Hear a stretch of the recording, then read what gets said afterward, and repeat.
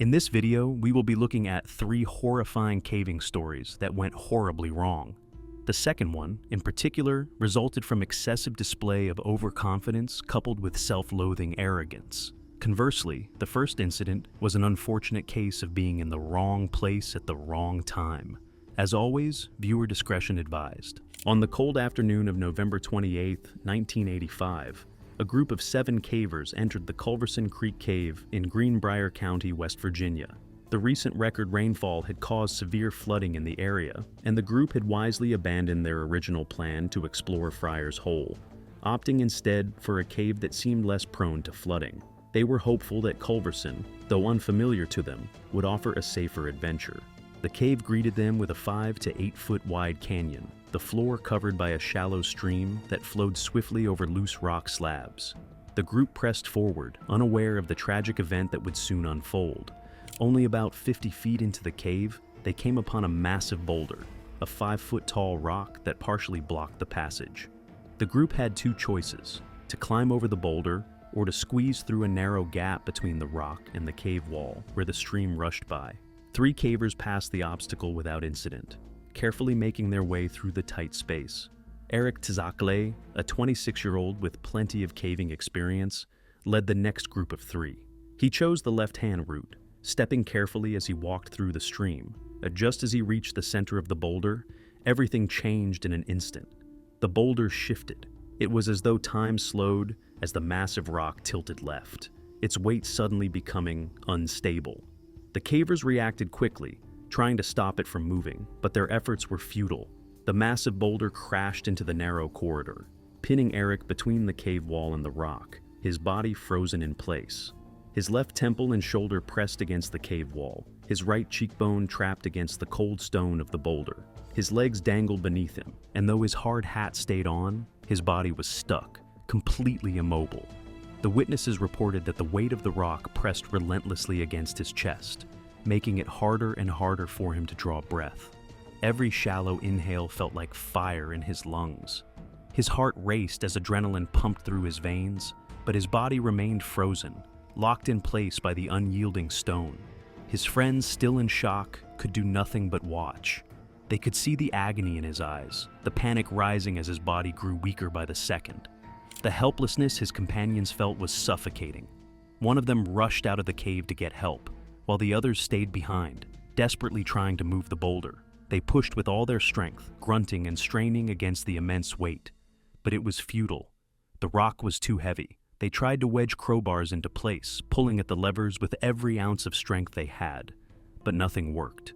All the while, they watched as Eric's breaths grew shallower. Eric remained conscious for about 30 seconds after the rock fall, but for those around him, it felt like an eternity. His shallow breaths were labored, each one weaker than the last. Within moments, his body stopped moving altogether. A small trickle of blood ran from his left nostril, and his pulse, though still strong, was fading fast. One of the cavers tried to prop him up, hoping to relieve the pressure even slightly, but it made little difference. The silence that followed was deafening, filled only with the distant rush of water and the frantic beating of their hearts. More help arrived in waves. At 4:20 p.m., the group finally had a hydraulic jack in hand. Nearly an hour after the accident, it was clear that time was running out. With a team of rescuers, crowbars, and the jack in hand, they managed to shift the boulder just enough to free Eric's lifeless body. His friends dragged him to a drier part of the cave, just 20 feet away, and immediately began CPR, their hands trembling with the effort. The minutes that followed felt like a race against fate. Every pump of the chest, every desperate breath they forced into his lungs, carried the hope that they could still bring him back. But Eric wasn't responding. His skin had turned pale, and though his body was warm, life was slipping away. Rescue teams arrived in waves, with paramedics taking over CPR, working tirelessly to revive him. For more than an hour, they fought to save him. By 5:25 p.m., Eric was finally carried out of the cave on a stretcher. The cold air outside hit them like a wave, but they barely noticed. Eric was rushed to the hospital, where doctors administered IVs and cardiac drugs in a last-ditch effort. But despite all their efforts, it was too late. Eric Tzakle was pronounced dead, his life stolen in a flash by an unpredictable accident. one that none of his friends, despite all their experience and caution, could have foreseen. The cave that had seemed like a safer choice had turned into a tomb. This next story was as a result of sheer arrogance, an ego-driven decision that led to a nightmare. It was a crisp, clear morning on April 26, 1982, when James May stepped out into the world, a young man of 21, with a heart full of arrogance and a mind brimming with overconfidence. James had always believed in his ability to conquer any challenge, to bend the natural world to his will, and Huccacove Cave near the Cave of the Winds in Colorado seemed no different. His fragile ego was both his strength and his weakness, the very thing that led him to places where most men would hesitate, and it would also lead him to the brink of destruction. James' friends were no strangers to his temper. They knew how quickly pride flared up in him, how easily his ego bruised. When they all set out for the cave that Saturday morning, he walked with his head held high, striding ahead with his usual swagger, believing he could handle whatever the earth beneath their feet threw at him. Dressed in a simple shirt and jeans, knee pads strapped on, and armed with 3 flashlights, James didn't think twice about not carrying food or water. The cave would not beat him, not with extra batteries in his pocket. His companions, perhaps a little wary, perhaps a little tired of his bravado, followed in silence. As they ventured deeper into Huccacove Cave, a bitter argument broke out. Perhaps it was James's usual arrogance. Perhaps it was the tension of the narrow spaces and the cold, damp air that gnawed at their nerves. The details of what was said may have been lost to time, but the aftermath was clear. James, filled with anger and pride, turned on his friends. "Leave me! I'll find my own way out." His face twisted with fury as he declared that he didn't need them, and they did. His companions, tired of his outbursts, took him at his word. Perhaps they thought he'd follow after them, tail between his legs, or perhaps they thought the cold darkness of the cave would humble him, but they left. Now, alone in the belly of the earth, James May was master of his fate, or so he thought. The realization came slowly. At first, James reveled in his solitude, convinced he could navigate the maze-like passages on his own. He flipped on one of his flashlights and marched forward, deeper into the cave. His pride kept his fear at bay, but soon the shadows seemed to stretch longer. The echoes of his footsteps grew louder, and the winding passages became disorienting. Hours passed. His companions were long gone, and the way out, which once seemed so simple, now evaded him. He tried one passage only to find it led deeper into the cave. He turned back, tried another route, but it too led to a dead end. His confidence began to wane. The cave was vast, larger than he had imagined, and now he was utterly, hopelessly lost. His throat parched and his stomach twisted with hunger. The light from his flashlight seemed dimmer now. James sat down on a damp rock, his knees pulled to his chest, panic gnawing at the edges of his mind.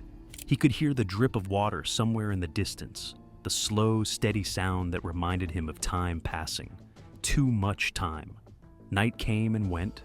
Though in the cave, time was a meaningless blur. James's flashlights, one by one, they flickered out.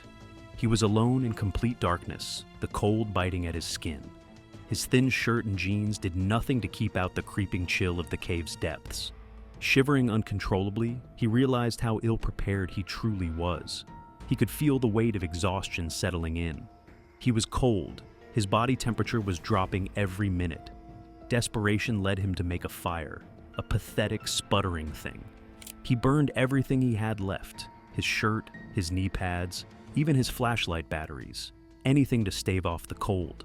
Eventually, he was left with nothing but his pants and sneakers. His body was bruised and scraped from the cave's jagged walls, and hypothermia began to take over his mind. Delirium set in. His thoughts became fragmented, and his mind wandered into strange dreams of climbing over a stone slab roof, with police chasing him. It was the irrationality of his mind slipping, the mixture of hunger, cold, and fear pulling him deeper into madness. He could barely tell what was real anymore. While James struggled in the darkness, his companions, unaware of the danger he was in, didn't realize the severity of his situation until the next day. When he didn't appear on Sunday, they had previously entered the cave again. They spotted his light in the distance but were startled when he turned it off, refusing to respond to their calls. They thought he was good on his own. It wasn't until his mother, growing concerned over her son's disappearance, informed the El Paso Sheriff's Department. By Sunday night, a search party was assembled, but despite their best efforts, 5 hours of combing through the cave yielded no sign of James. On Monday, at around noon, hope arrived in the form of Barney Foster, someone who knew Huccacove Cave better than most. Having heard of the search on TV, he ventured into the cave on his own, determined to find James. While the rescue team had been prepared to let the search fade, knowing James had a habit of disappearing for days at a time, Foster wasn't willing to let the young man die in the depths of that unforgiving cave. Foster pushed through the cave's narrowest passages, places few had dared to go, and in a particularly tight squeeze, he found a flashlight. It was the first sign. He pressed on, deeper into the cave's upper rear portion. Then, in a small room filled with large breakdown blocks, he heard it, a cough.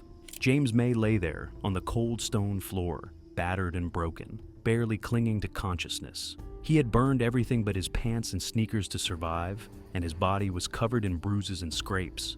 Foster gave him an energy bar and water, and slowly, carefully, they made their way out. James had survived 54 hours lost in the cave, but barely. James May was rushed to the hospital in critical condition, suffering from severe dehydration, hypothermia, and exhaustion. He was admitted immediately and treated for his injuries, spending weeks under care. During his long recovery, James had time to reflect on the ordeal that nearly cost him his life. The cave had stripped him of his arrogance, humbling him in a way nothing else could. This last story covers an incident in which the school and its negligence can be blamed for the unimaginable tragedy. It was supposed to be the adventure of a lifetime. For the 8th grade students at Tadcaster Grammar School in the United Kingdom, the annual overnight trip to Burley Park Outdoor Education Center was the highlight of their school year. Excitement buzzed through the group as they piled onto the bus, waving goodbye to their parents.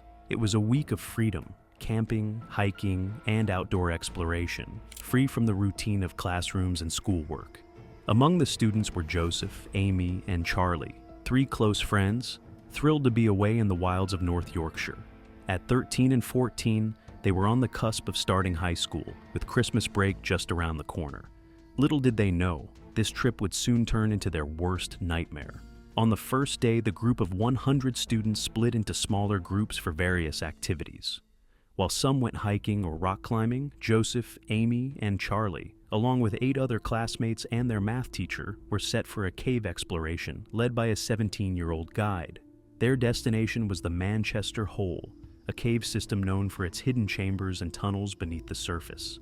The adventure started with nervous excitement as they squeezed into the small entrance of the cave. What seemed like a tiny hole in the ground opened into a vast chamber, with a ceiling rising 50 feet above them. The floor was covered in a few inches of water, but their rubber boots kept them dry as they splashed around, marveling at the stalactites hanging from the ceiling. Led deeper into the cave system, the students passed through more tunnels and chambers, their headlamps cutting through the darkness. But soon, they reached a narrow tunnel, just wide enough to crawl through. To move forward, they would have to get on their hands and knees and wriggle through the 40-foot passage. Though nervous, the students followed one another, squeezing through the muddy tunnel until they reached a second chamber. But something felt wrong. The water in this chamber was much deeper, reaching their knees. The air was colder, and their excitement faded as they realized they were standing in a pool of icy water. The guide was concerned. This chamber wasn't supposed to have this much water, and there hadn't been any rain. It was clear they needed to get back to the surface, but the only way out was through the narrow tunnel they had just crawled through. The guide instructed the teacher to lead the students back, while he would stay behind to make sure everyone got out safely. The students, now scared, began crawling back through the tunnel, but as they moved, a surge of water rushed in, flooding the passage. Panic erupted as they realized the water was rising faster than they could crawl. Screams echoed through the tunnel as the group frantically pushed forward. The worst part came when they reached the sump, a section of the tunnel that had completely filled with water. To escape, the students would need to hold their breath and swim through the submerged passage. Charlie, one of the braver students, told the others they had no choice. With a deep breath, he dove underwater, disappearing into the tunnel. Amy and Joseph were at the back of the group, with the guide close behind. The air pockets were quickly vanishing as the water continued to rise. The guide urged Amy to dive, telling her there was no time to wait. Terrified, Amy took a breath and plunged into the freezing water, pulling herself through the narrow, dark tunnel. Rocks jutted out, scraping her arms as she swam, her lungs burning from the effort. Just when she thought she couldn't go any further, a hand grabbed her arm and pulled her through the final stretch of the tunnel. It was the guide, who had managed to pull her to safety. Amy gasped for air, but when she looked around, Joseph was nowhere to be seen. Joseph had been right behind her, but when he reached the last air pocket, it had already disappeared. Without air to breathe, he was trapped. The water had filled the tunnel completely, leaving him with no way out. Above ground, the remaining students and teachers emerged into daylight, shocked to see clear skies. There had been no rain, so where had the water come from? In a terrible coincidence, gusts of wind at a nearby reservoir had caused a surge of water to spill over the dam, sending thousands of gallons of water into the river. The cave system, which normally drained slowly, was overwhelmed by the sudden torrent, filling the tunnels in a matter of minutes. Emergency crews arrived quickly, but it was too late. Inside the cave, Joseph's body was found in the flooded tunnel, unable to escape the sudden surge of water. What should have been an exciting adventure had turned into a tragedy. The incident shook the community. Investigations were launched, and the county council that operated the outdoor center faced questions about safety protocols. Why had no one checked the reservoir before sending students? However, no charges were filed. The authorities ruled it a tragic accident, one that could not have been predicted. For Joseph's family and classmates, the pain of that day would never fade. What began as a thrilling adventure in the wild turned into a heartbreaking loss.